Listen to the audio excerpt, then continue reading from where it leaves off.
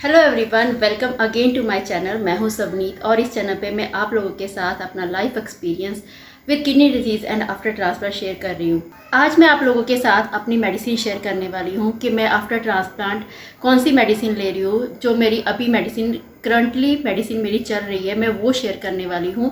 Actually ये वाली medicine मेरे पिछले 2 साल से सेम चल रही है, इसलिए मैंने सोचा कि आप लोगों के साथ इसको शेयर किया जाए, क्योंकि मुझे बहुत सारे मैसेजेस भी आ रहे थे कि आप कौन सी मेडिसिन लेते हो और उसका कितना कॉस्ट पड़ता है आफ्टर ट्रांसप्लांट मेडिसिन का। तो वो सारा इस वीडियो में मैं आप लोगों को बताने वाली हूँ।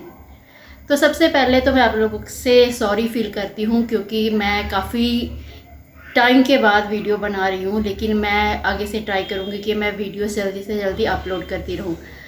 मेरे ट्रांसप्लांट को 3.5 ईयर कंप्लीट हो चुके हैं और उसके अकॉर्डिंग जो अभी मेरी मेडिसिन चल रही है वही शेयर करने वाली हूँ। लेकिन आफ्टर ट्रांसप्लांट सबकी मेडिसिन अलग अलग रहती है। जैसे फर्स्ट ईयर में मेरी मेडिसिन अलग थी, लेकिन उसके बाद जो है मेडिसिन धीरे धीरे कम होने लगती है और वो चेंज होने लगती है, कुछ मेडिसिन नहीं आती है। तो आज वो मेडिसिन मैं आप लोगों के साथ सारी शेयर करूँगी।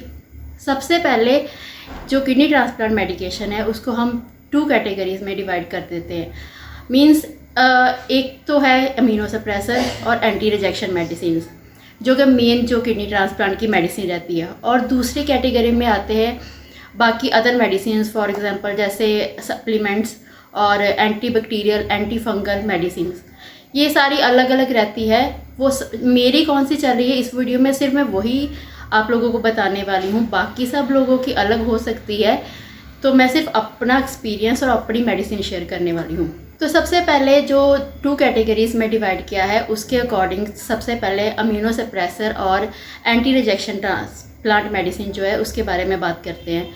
एक्चुअली ये जो अमीनो सप्रेसर मेडिसिन होती है ये ट्रांसप्लांट की मेन मेडिसिन होती है और इसका काम होता है जो आपका ऑर्गन है उसको प्रोटेक्ट करना। मीन्स आपकी बॉडी जो है वो इस ऑर्गन के अगेंस्ट फाइट ना कर सके, उसके लिए आपका इम्यून सिस्टम जो है वो स्लो डाउन करना होता है। इस मेडिसिन का यही पर्पस होता है।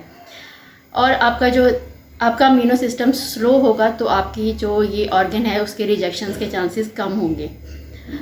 तो सबसे पहले इसमें जो मेडिसिन मेरी चल रही है वो है टेक्रोलीमस। टेक्रोलीमस में सबका अलग अलग ब्रांड होता है। मेरा जो डॉक्टर ने मुझे दिया है वो है टेक्रोरेन।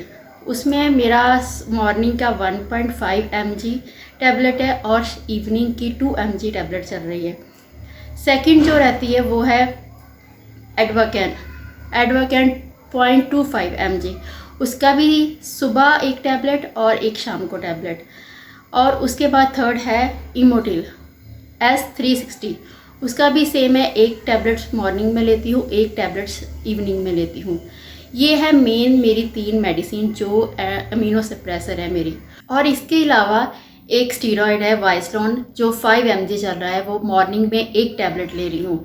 ये है मेन मेडिसिन जो आफ्टर ट्रांसप्लांट दी जाती है पेशेंट्स को, या फिर एंटी रिजेक्शन मेडिसिन भी इसको बोल सकते हैं। और ये बहुत इंपॉर्टेंट है, इसको हम भूल नहीं सकते, इसलिए आप लोगों को भी चाहिए कि एक रिमाइंडर लगा लें। मेरे ट्रांसप्लांट को 3.5 ईयर कंप्लीट हो चुके हैं और मैं अभी भी रिमाइंडर्स लगाकर फिर ही मेडिसिन खाती हूँ।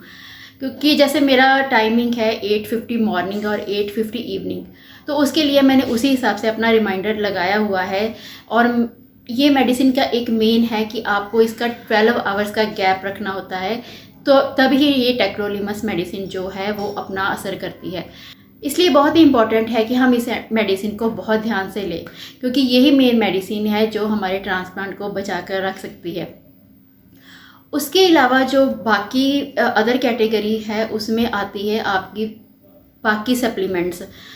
फॉर एग्जांपल जैसे मुझे मेडिसिन दी जा रही है, मेरी सबसे पहले जो मेडिसिन चल रही है वो है रेनोप्रेस, जो कि बीपी का मेडिसिन है। एक्चुअली मेरा बीपी का प्रॉब्लम स्टार्टिंग से ही था, यही मेन रीज़न था मेरा किडनी फेलियर का। तो अभी भी मेरा बीपी जो है वो कभी कभी हाई हो जाता है, लेकिन जो रेनोप्रेस है वो नॉर्मल डॉक्टर ने एज अ सेफ साइड चलकर दे रहे हैं, क्योंकि ये मेडिसिन मैंने जब से मेरा ट्रांसप्लांट हुआ है तब से चल रही हूँ, एक टैबलेट मॉर्निंग में और एक टैबलेट इवनिंग में। लेकिन इसके अलावा अगर मेरा बीपी हाई होता है तो उसके साथ मुझे डॉक्टर ने एक और मेडिसिन दी है बेनिटोवा 8 mg। वो मैं तब लेती हूँ जब मेरा बीपी हाई होता है, इसलिए मैं अपना बीपी रेगुलर चेक करती हूँ। जब भी मुझे हाई लगता है तो मैं ये मेडिसिन ले लेती हूँ। उसके अलावा जो है एक एसिडिटी की मेडिसिन है, क्योंकि ये जो मेडिसिन चल रही है इसमें एसिडिटी की प्रॉब्लम बहुत नॉर्मल हो जाती है। ये एसिडिटी की जो टैबलेट है मैं डेली नहीं लेती, जब मुझे प्रॉब्लम आती है तब मैं ये मेडिसिन लेती हूँ।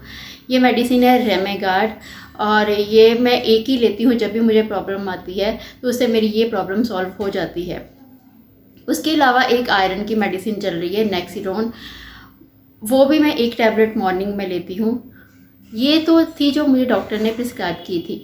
इसके अलावा मेरी एक और मेडिसिन चल रही है जो मेरे नेफ्रोलॉजिस्ट से नहीं चल रही, लेकिन उनके अंडर चल रही है, वो है PTH30।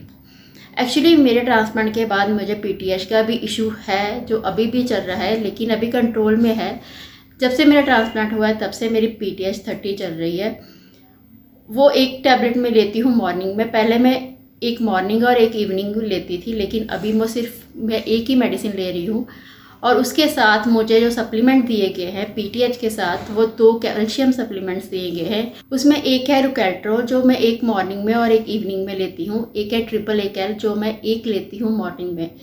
तो ये थी मेरी सारी मेडिसिन। इसके अलावा मैं कोई और मेडिसिन नहीं लेती, मैं इतनी ही मेडिसिन लेती हूँ। और पिछले 2 साल से मेरी ये मेडिसिन सेम चल रही है, कोई भी चेंज नहीं है इसमें। और प्लीज़ जो मेडिसिन मैंने आप लोगों को बताई हैं अपनी, ये मेरी पर्सनल मेडिसिन है। हर ट्रांसप्लांट पेशेंट की ये मेडिसिन नहीं होती, सबको अलग अलग मेडिसिन दी जाती है उनके बॉडी के अकॉर्डिंग, उनकी ब्लड टेस्ट के अकॉर्डिंग। इसलिए कोई भी प्लीज़ मेरी किसी भी मेडिसिन को फॉलो मत करना, अपने डॉक्टर से पूछना तभी वो मेडिसिन लेना। ऐसा नहीं है कि आप, अगर हो सकता है कि आप इनमें से कुछ ऐसी मेडिसिन्स हो जो आप बिल्कुल नहीं लेते, जहाँ आपको बिल्कुल मना किया हुआ डॉक्टर ने लेने के लिए, इसका मतलब ये नहीं कि वो मुझे भी मना किया है। एक्चुअली ये मेडिसिन शेयर करने का मेरा मेन पर्पस था। एक तो आप बहुत सारे लोग मुझे पूछ रहे थे, दूसरा मैं एक एस्टिमेशन दे रही हूँ कि कैसे कितनी मेडिसिन हम लोग लेते हैं और कितना प्राइस इसका रहता है। क्योंकि जिन लोगों का ट्रांसप्लांट हो चुका है उनको तो पता है कि कौन कौन सी मेडिसिन होती है, लेकिन जिन लोगों का ट्रांसप्लांट नहीं हुआ उनको बहुत ज़्यादा एक्साइटमेंट रहती है कि कितनी मेडिसिन हमें खानी पड़ती है। और जो ये अमीनो सप्रेसर है, ये भी मुझे क्वेश्चन बहुत सारे लोगों ने पूछा है, क्या ये लाइफ टाइम लेनी पड़ती है? तो जी हाँ, ये जो amino suppressor anti rejection medicine हम लेते हैं, ये हमारी लाइफ टाइम मेडिसिन है। इसकी डोज ऊपर नीचे हो जाती है, लेकिन लाइफ टाइम हमें ये मेडिसिन लेनी है। सप्लीमेंट तो चेंज होते रहते हैं, वो आपकी बॉडी के अकॉर्डिंग डॉक्टर चेंज करते रहते हैं, लेकिन ये जो मेडिसिन है अमीनो सप्रेसर, ये आपको प्रॉपर लाइफ टाइम लेनी है। उसके बाद आती है इसकी कॉस्ट। तो कॉस्ट जो है वो भी डिपेंड करता है कि आप किस सिटी में रहते हैं। एक्चुअली जो मैंने एक्सपीरियंस किया है उसके अकॉर्डिंग मुझे लगा कि आप लोगों के साथ ये बात शेयर करनी चाहिए। मैं पुणे में रहती हूँ और यहाँ पे मैं मेडिसिन पिछले 3 साल से मैं यहाँ पे मेडिसिन ले रही थी, और वो एक रिटेलर शॉप से मैं मेडिसिन ले रही थी। और सेम मेडिसिन जो है जो मैंने आपको बताई है, इसका प्राइस मुझे पड़ता था 15 to 16,000। लेकिन पिछले 5-6 मंथ से मैं पंजाब से मेडिसिन ले रही थी, क्योंकि मैं पिछले 5 महीने से पंजाब में थी। और उससे अभी जो मैं मेडिसिन ले रही हूँ उस पर मुझे काफ़ी ज़्यादा डिस्काउंट मिला है। और वही सेम मेडिसिन जो मैं 15-16,000 की ले रही थी, वो मुझे 12-13,000 में पड़ रही है। मुझे नहीं पता कि ये किस हिसाब से मेडिसिन का रेट लगता है, सिटी के अकॉर्डिंग लगता है या फिर रिटेलर डिस्ट्रीब्यूटर अकॉर्डिंग लगता है, लेकिन मैंने ये सारा डिफरेंस ऑब्जर्व किया है। प्लीज़ अगर आप लोग चाहते हो तो आप लोग पहले एक बार अपनी सिटी में जहाँ भी आप रहते हो वहाँ पे आप अच्छे से पता कर लो कि मेडिसिन का क्या प्राइस चल रहा है, क्योंकि हर जगह पे मैंने देखा है कि मेडिसिन का अलग अलग प्राइस है। अगर आप सिर्फ अमीनो सप्रेसर के बारे में बात करो तो आपको 7 to 8,000 में पड़ जाएगी। मेरी मेडिसिन इसलिए कॉस्टली है कि क्योंकि मेरा PTH का मेडिसिन भी है, जो कि आफ्टर ट्रांसप्लांट ज़रूरी नहीं है कि सबको दी जाए। बहुत रेयर केसेस में होता है कि वो मेडिसिन चलती है, और PTH का मेडिसिन काफ़ी कॉस्टली रहता है। जहाँ तक डिस्काउंट की बात है तो मुझे जो मेरे अमीनो सप्रेसर चल रहे हैं वो और PTH पे मुझे 20 to 25% डिस्काउंट मिल रहा है। लेकिन जो मेरे अदर सप्लीमेंट्स चल रहे हैं वो ट्रांसप्लांट मेडिसिन नहीं है, वो किसी भी लोकल शॉप में आपको मिल जाएगी।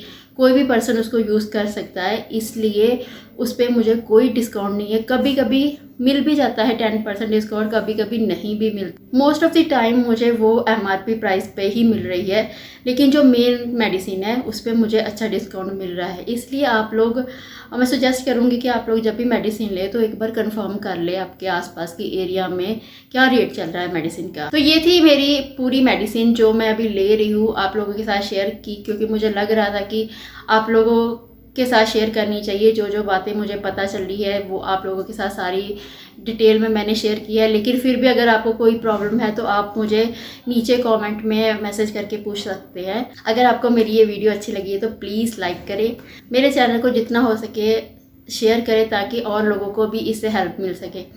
Thank you so much for watching my video.